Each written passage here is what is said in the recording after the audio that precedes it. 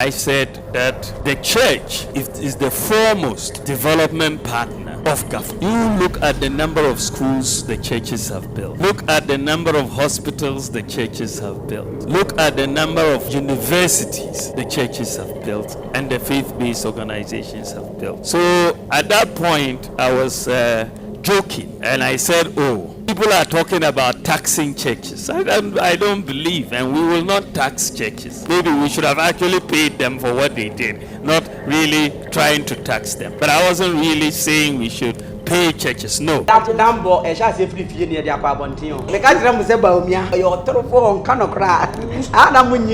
same time, I catch them with Bawumia no. And it's on by Omisha the Kuma wood. Bawumia is a comedian. What was Joanna Jacono Lowe Monoqua Kumanu? I want to fault. Yeah, before I enter Tabro, Bruni won about within 7 months. Who are crown the Nedach, no, the Akrana day, after Honum. Into Bawumia, mammy, and Bawumia papa, Babu Biano, or Madame Des of Warren Bomb. Because Bawumia, now go to your comedian from 2016, Ebony Bawumia,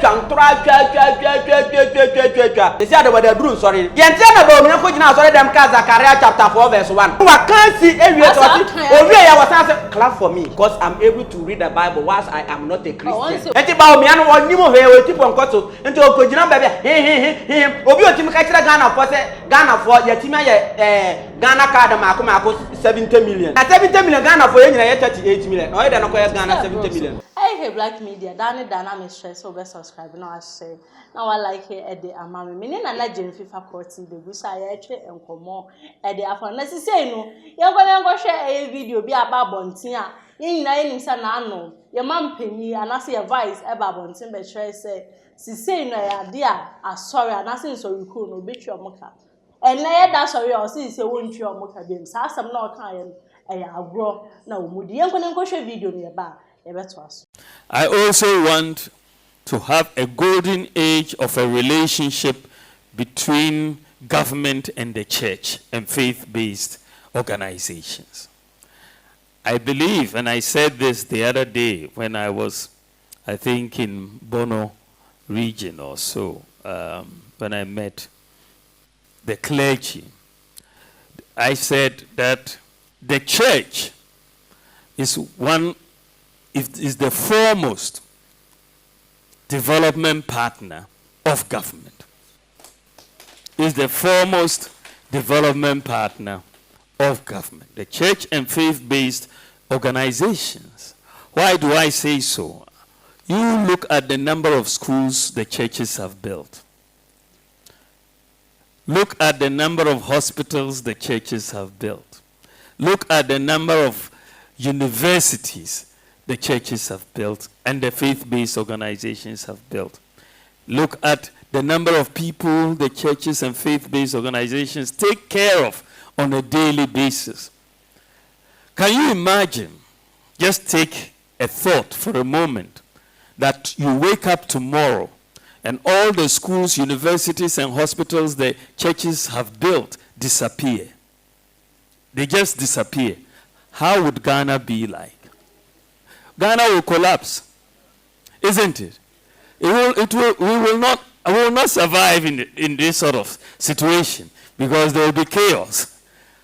You see, so at that point I was joking, and I said, "Oh,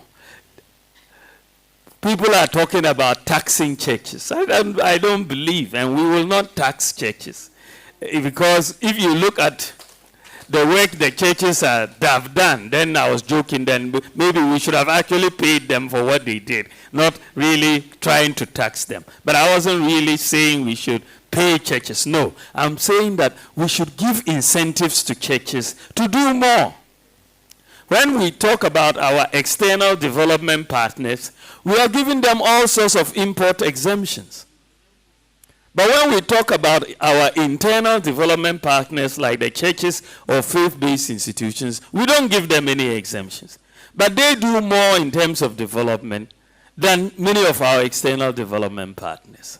So I'm saying that we should do more in the area of incentives, such as tax exemptions, on import duties when you are coming in to build hospitals or schools and so on, to support the churches and the other faith-based organizations, because they are supporting government. And that is why I made that point. And I want that relationship, I call it a golden age, between the church and the state, because the church has so many intellectuals, and we need to get closer across the faith-based organizations and so on, and we can speak a lot about values in our society, the lack of which causes us problems. And we can start discussing these right from primary school and so on. And so that's the sort of relationship I want us to have with the church, to have a discussion on the management of our schools and so on, which they have a lot of things to do in them. I have a video do that I call Akoshensi saying, yeah, vice president, say, Sansam no buy, say, I am so you could no bet your mocam, and ya dear Sansam now grow no wood. Mr. Jeff, you had about the bedroom come as a vice, and also be all pre-president. I was with the Ghana for I did dear go say, Mr. Jeffy, I have yeah, oh, they haven't said it. Because I'll say more back I am, so you couldn't be a cranny G, and that's already I'll see some now. What can I? Oh, there, my catcher said, me be my name, say, but me your trofo. Maybe I'm a cam, say, but me your trofo. Oh, but so be a stroke crying, and me fear not the balcony. It will be a shrine, and me fear not the balcony. Damn boy, I shall say free fear near the aquabontion. That's it, me fear you. The catcher say, Bawumia, or your trofo on cannot cry. I'm winning. At the same time, catcher will say, Bawumia, and it's on by a machine of good kuma wood. Because Bawumia is a comedian. Because what was Joanna Jacono, Laway, Monaco, Kumanumo, Nanama McGram, Nanko Yi movie, Acrobatomo, because I'm a Ghanaian movie, ye in TV, Nanki Bawumia, and one I am a fault. Better Nam say, who is there before and Tata Brofo, Bruni won about within 7 months, or whom Acrano, Nedachi, Lord, or who the fault. Sacra in the Dutch is obey no the Acrana day. Afa honum. Ben ya be before no, ya false I didn't what you were pen nursing, or mamma say quiet nursing, simply you want to be bear nursing.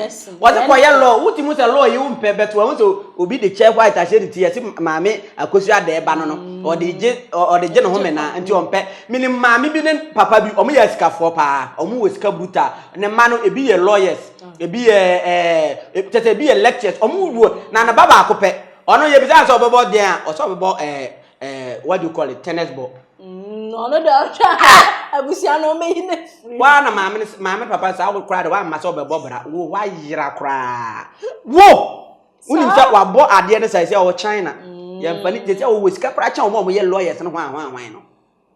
Into the Akran so be an man yet. Into Bawumia mammy, any Bawumia papa, but Blow Biano, or man, this of one bomb. But it's one Bawumia, mamma and papa. Because Bawumia, now quote or your comedian.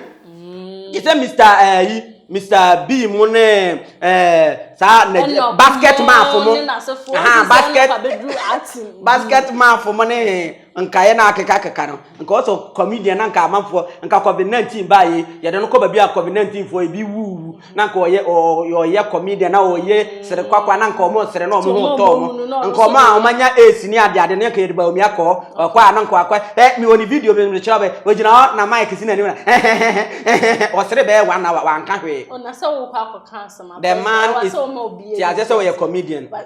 Bawumia Sambia me na legend FIFA court me say Bawumia is a comedian. Chie from 2016 eba nyina Bawumia twantora twa. They say they were drum sorry. Yente na Bawumia ko gina sorry dem ka Zakaria chapter 4 verse 1.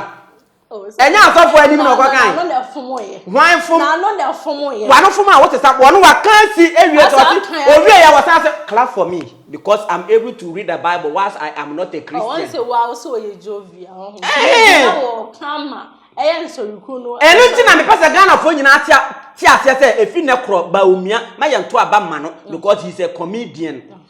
Or assembly obekam bia na nya no kre. nsem bia ya obeka Bawumia ka bia ya tro adada the because to try because okan Bawumia be ka kire ye se Bawumia be ka madam bi ode oka digitalization de aba insurance enye the model insurance Ghana card here na wo ni Ghana Ghana ka ma me piani di then me say me ya me Ghana card say ye so betimi de su kan wo kwa wo ni passport kra wa so de Ghana card eko na what wo ye de o Ghana card o ti wo ye de wo betimi de tu kan o ye de Ghana na mepe o ti wo ye de Ghana na mepe ya china won Bawumia kan say sia wo Ghana card o betimi de akoje ka o so be kan o kai za atem no ade the Ghana for the year no what dey ahojo run about one cars na eton won na be kwai run about o so da for Ghana card uduru a no owura o ti bra yes me Ghana card no beje ka wo one that was right dey beti abo no eh Bawumia be kuyo papa no Bawumia no me ni kwase Ghana for nkomu free no kra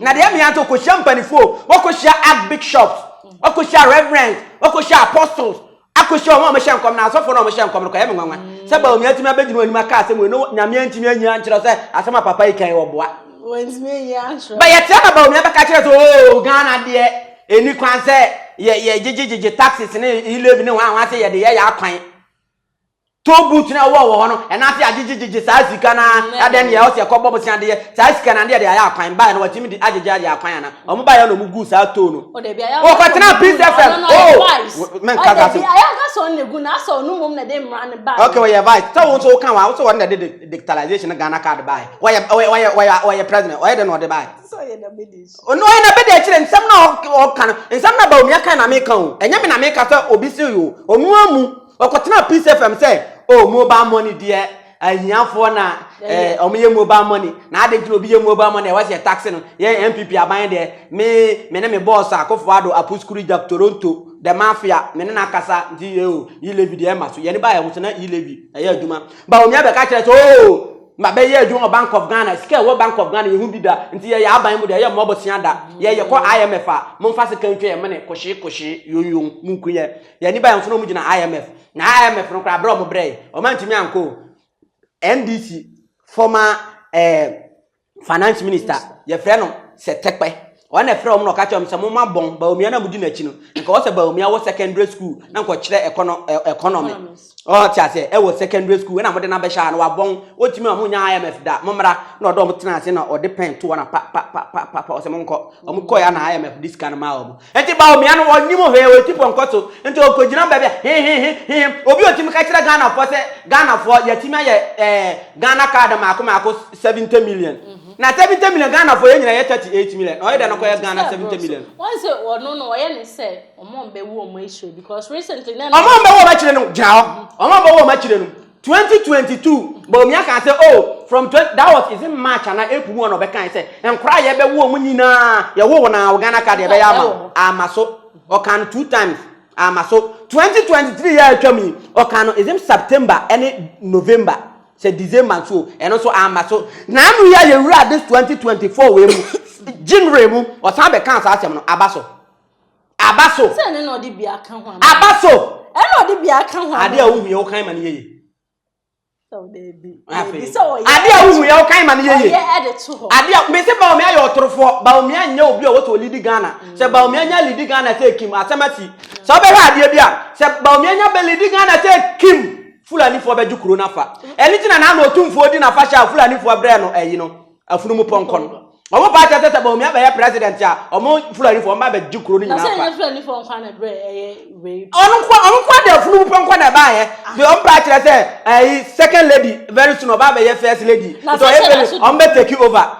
yes ya what say Bawumia na yiri panyini no o se Bawumia na yiri panyini wo ho wa se wa ba bonten wo se se ni kunu timbe ye president a Samira Bawumia on prima ni medi Ghana so da simply because ono no ho wa ba oyesirem wo oye first wife oyesirem ni siremfo nyina ye Ghana fo but Fulani ni a oye Samira Bawumia ye ma ni medi Ghana so da and I think no nkwa na di be gu ye baby some na the first wife na babon sabe are you in support of that I'm 100% in support of why in everything no yes leaders first when you oba panyini when you the leader be ma bia wade a o yiri panyini ye fani ni agro but we no wa melo no ho What you say? When you say na Ghana for bebre, nim say Bawumia na yere mu yamienu.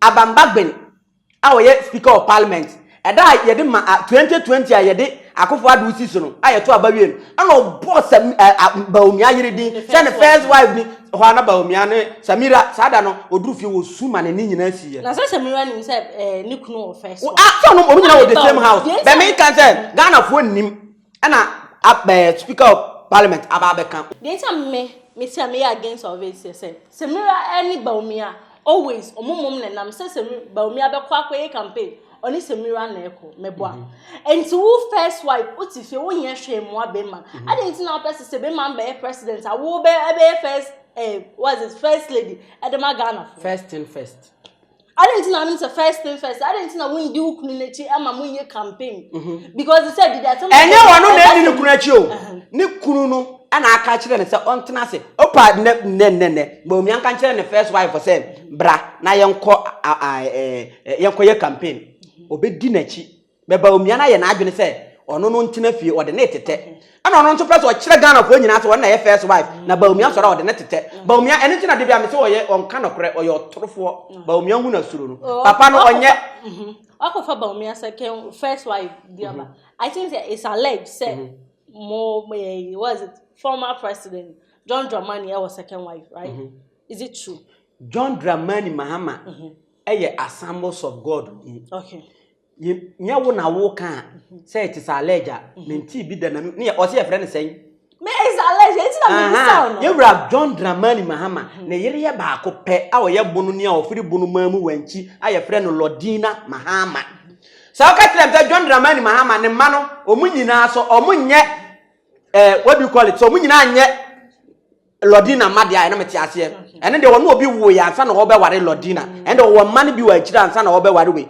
but tesia no wife o ne na ware wa she ring a woni ne ye bibia de Lodina Mahama cuz the meti o mo say o ware ye no o kwa ware ni Lodina o twia o ase so once wo koje o pe ade bi e de pata ne first sa na ye no aye o ma kwa ante na na ma efem wo no so o kwa na sa wo ware kokro o ware kokro na wo pe ene Bawumia so add they were o discama na yere no John die is no about me wa no na me show the difference Mahama de no she said you can say ye no kra se me ne maware abayo ye woti we na maware wo nso so na ekoduru ba bi na me mpe wo bie mu a Ghana mra se me compensate you de o pe bia na me nyema wo me yema wi a me ne woni hwi bie mu what ase nti se ampa John Dramani Mahama wa yesa e ma Nyankopon je tum wa ye ne yere Lodina ho ade e wa Assemblies of God o me nantibo ma ba kono oni ni bibia biem a wono so aje tum do wo pe no wi ase bia o de ama no but Samira Bawumia ne yere first wife no de na different onyai no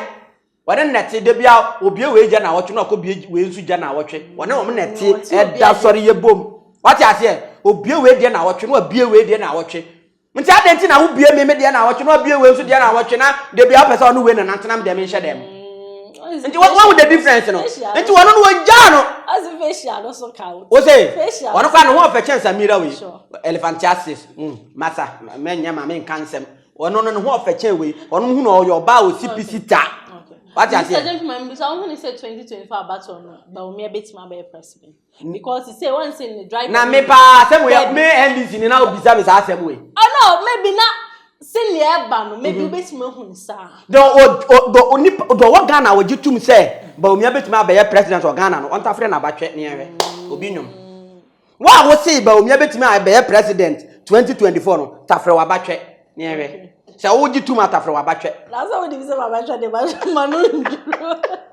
manu it means that Bawumia wo nuru ho ono ana MPP for won ye wo lawyer bi a wode yewura John Dramani Mahama court ye friend kan kranche o ye MPP guru wode yewura John Dramani Mahama court say on tia say wo san ba 4 years no di asem na oka oba bo di asem wo si Bawumia nyi obi e wo so oyedai Bawumia nyi obi e wo se oye president of Ghana kwa mfata no ma amoakomba aka Canada Japan aka just MPP for na e kan ye NDC for do you mean by president what is the problem again Wow. Mr. Jemfi Mrene, I be mistress so do last word because maybe I will pay dear. That's so do last word. The last word I say on the 7th December, you better aba Ghana ni bia person wa bra botesa na kwabena be didi adwa be didi na obotom ye ma no to aba na John Dramani Mahama na ye ma me na na agye no pokwa agyeman. That is all. My vie. Well, I have for me na Jemfi faculty na be di nkomo. E fa ansam ahodo ayekoso e wo social media. E na nim say recently vice president what is his name? Bawumia eba bonten o chere say sise na sorry kuro no obetwa muka ene da sorry o sise no sansam na obekan na ya grobi na odi then the election na eba hodo sise yin na yin say ntoka hodo na na eba then da me stress wo a wo hwe me no osu no obetwa ohu ye na wa protect on because abato no emfo ye ni kan enko se le ye mpanifo ni bi ka no I Black Media down there. Make sure to subscribe. Now I share. Now I like it at the amami.